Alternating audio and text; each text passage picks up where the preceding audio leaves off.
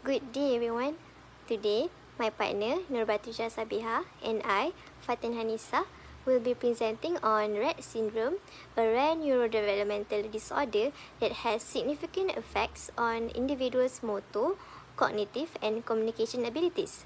For today's presentation, I will be covering the introduction, causes, neurological basis, stages and the signs and symptoms of Rett syndrome. My partner will then discuss the impact of Rett syndrome on speech, language, and communication. Let's begin with a brief introduction to the syndrome. Rett syndrome is a rare neurodevelopmental disorder that primarily affects females. It was first described by an Austrian physician named Andrea Rett in 1966.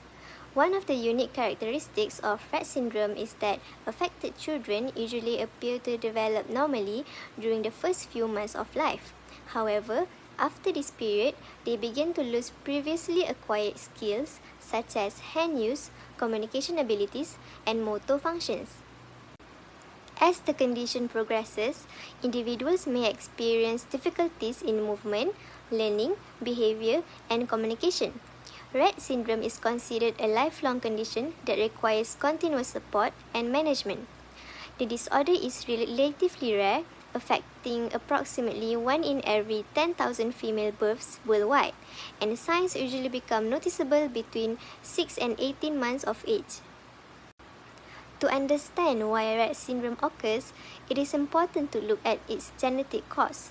Most cases of Rett syndrome are caused by mutations in the MECP2 gene, which is located on the X chromosome. This mutation usually occurs spontaneously and is not inherited from the parents. The MECP2 gene plays an important role in regulating brain development and supporting normal neuronal functioning. When the gene is altered, communication between nerve cells becomes disrupted, affecting the development and functioning of different parts of the brain. As a result, individuals with Rett syndrome may experience difficulties with motor control, cognition, behavior, and communication.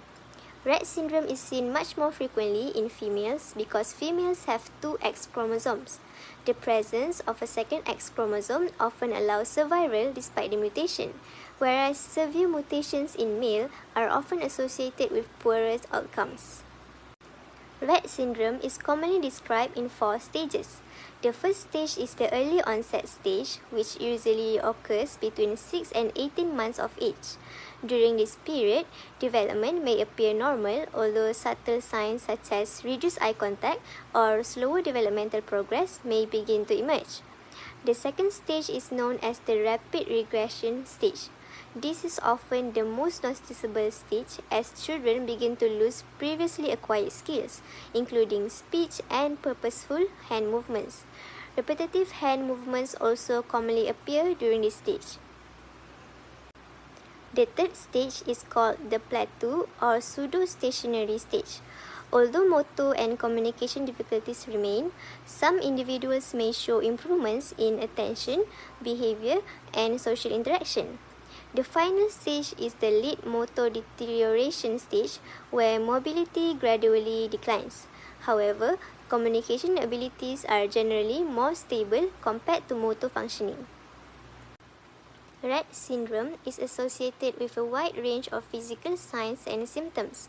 One of the hallmark features is the loss of purposeful hand use, which is often accompanied by repetitive hand movements such as hand wringing, clapping, or tapping.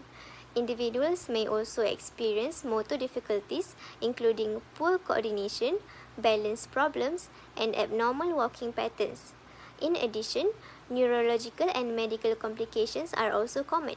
This may include seizures, breathing irregularities, and sleep disturbances. As the condition progresses, some individuals may develop scoliosis, muscle weakness, and slowed head growth, also known as acquired microcephaly. In addition to physical symptoms, Rett syndrome also affects cognitive and behavioral functioning. Many individuals experience intellectual disability and may have difficulties with attention, learning, and adaptive skills needed for everyday activities. Behaviorally, anxiety, irritability, emotional dysregulation and sleep disturbances are commonly reported. Despite these challenges, many individuals with Rett syndrome continue to show an interest in social interaction. They may maintain good eye contact and demonstrate awareness of people around them. An important point to note is that their understanding may be better than their ability to express themselves. This means that communication difficulties do not necessarily reflect a lack of comprehension. With that in mind, I will now hand over to my partner who will discuss the speech and language skills affected in individuals with Rett syndrome. Next, I will discuss the speech skills affected in individuals with Rett syndrome. One of the hallmark features of Rett syndrome is the loss of previously acquired speech skills. During infancy, many children appear to develop typical and may achieve early speech milestones such as cooing, babbling, and produce their first words. However, during the regression stage, these skills gradually decline, and many individuals lost the ability to use meaningful spoken language. Speech difficulties in Rett syndrome are not simply due to a lack of understanding. Instead, they are strongly associated with neurological impairments that affect motor planning and motor execution. Individuals may know what they want to say, but have difficulty coordinating the complex movement required for speech production. In addition, verbal apraxia or dyspraxia is commonly reported. This means that the brain has difficulty planning and sequencing the movement of lips, tongue, jaw, and respiratory system that are necessary for speech. As the condition progresses, verbal output often becomes extremely limited. Some individuals may only produce a few words, while others become completely nonverbal. Instead of meaningful speech, they may rely on vocalizations such as crying, laughing, screaming, or other non-speech sounds to express themselves. It is also important to note that speech abilities vary among individuals. Those with minor variants of Rett syndrome may retain some spoken language abilities, whereas individuals with classic Rett syndrome usually experience more severe speech impairment. Besides speech production, Rett syndrome also has a significant impact on language development. When discussing language, it is important to distinguish between expressive language and receptive language. Expressive language refers to the ability to communicate thoughts, ideas, feelings, and needs, while receptive language refers to the ability to understand spoken language. In individuals with Rett syndrome, expressive language is generally more severely affected.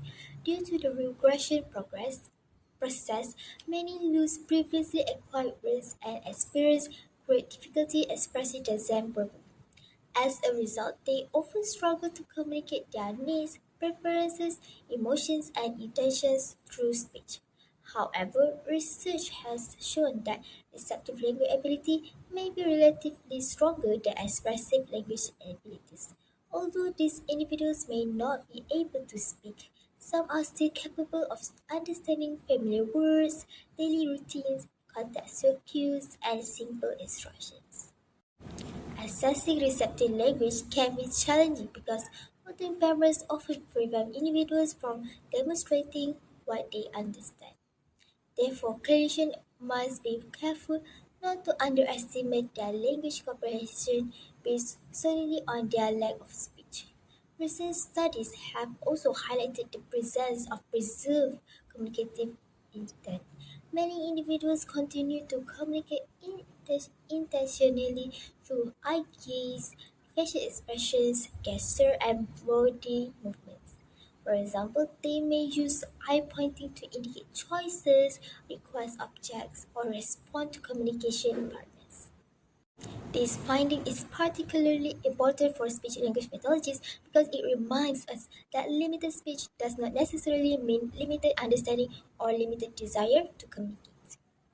The communication difficulties associated with Rett syndrome have a significant impact on daily functioning and quality of life. Because individuals often have limited expressive communication, it can be very difficult for them to communicate basic wants, needs, preferences, discomfort, or emotions. This may lead to frustration for both the individuals and their communication partners. Communication challenges can also affect social participation. Difficulties initiating conversation, responding appropriately, and maintaining interactions may reduce opportunities for social engagement with peers, family members, and members of the community. In educational settings, communication limitations may affect classroom participation and learning. Students may understand more than they are able to express, but their abilities can be overlooked if appropriate communication supports are not provided. As a result, many individuals become highly dependent on caregivers to interpret their needs and facilitate communication. To address these challenges, augmentative and alternative communication or AAC plays an important role. AAC includes communication boards, picture symbols, speech generation devices, tablets, and eye gaze systems. Among these options, eye gaze technology has received increasing attention because many individuals with Rett syndrome retain purposeful eye movement despite severe motor and speech impairment. By using iGuess, they can make choice, answer questions, participate in conversation, and interact more independently with others. Therefore, AAC is not simply a replacement for speech. Instead, it serves as a tool that enables individuals to participate more actively in social, educational, and daily life activities. In conclusion, Rett syndrome is a complex neurodevelopmental disorder that significantly affects speech, language, and overall communication abilities. Individuals often experience a regression of speech and language skills, resulting in severe expressive communication difficulties. However, research increasingly shows that many individuals retain receptive language abilities and continue to communicate through nonverbal means such as eye gaze, facial expressions, and gestures. For this reason, communication assessment should focus not only on what individuals can say, but also on how they understand and communicate through alternative methods. Speech-language pathologies plays a crucial role in supporting individuals with Rett syndrome. Their responsibilities include assessing communication abilities, identifying strengths and challenges, implementing AAC system, educating caregivers, and collaborating within multidisciplinary teams. Ultimately, the goal of intervention is not only to improve communication skills but also to enhance participation, independence, social interaction, and quality of life. That's all from us. Thank you.